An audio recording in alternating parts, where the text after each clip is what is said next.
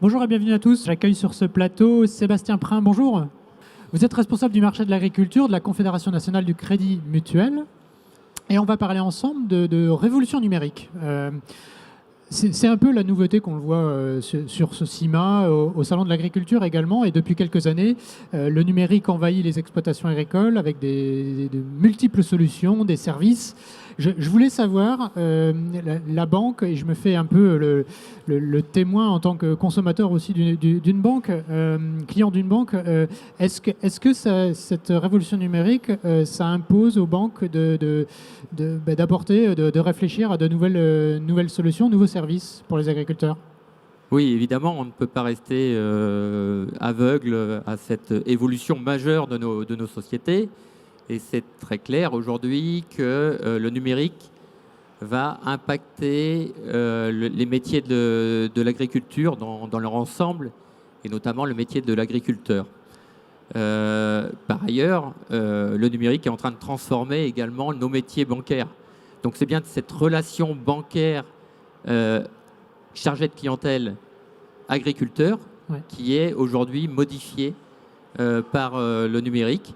Et nous sommes en train de mettre en place, nous avons mis en place les outils qui permettent de prendre en compte cette nouvelle relation. Est-ce que, par exemple, on a vu le développement du financement participatif dans le secteur, spécifiquement dans le secteur agricole.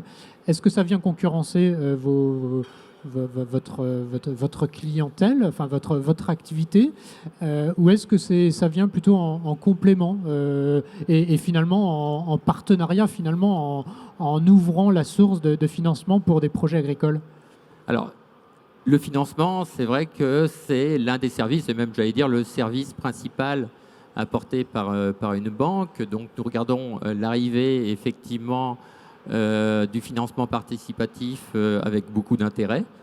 Alors évidemment, on peut le considérer sous les deux aspects, à la fois sous un aspect de concurrence et un aspect de complémentarité. Alors sur la concurrence, je dois vous avouer que pour l'instant, les volumes financés de façon participative en agriculture sont tellement faibles qu'il n'y a pas vraiment de concurrence. Ça reste un financement de niche, finalement. Absolument. On le voit bien, il s'agit souvent de financements liés à des projets très, très particuliers et surtout sur des montants très faibles. En revanche, je trouve que c'est très complémentaire de notre activité de financement bancaire, dans le sens où bien souvent sur des projets notamment de vente directe, ça vient aider l'agriculteur à favoriser son implantation territoriale ou à conforter son cahier de clients. Et donc on voit ça d'une façon plutôt favorable. J'avais un autre exemple, d'autres exemples à prendre. Il y a les banques en ligne qui sont développées depuis plusieurs années dans le secteur grand public, mais aussi pour les agriculteurs. Il y a aussi plein d'autres services. On peut prendre aujourd'hui une assurance en ligne sans avoir de conseiller. On peut prendre, on a parlé du financement participatif.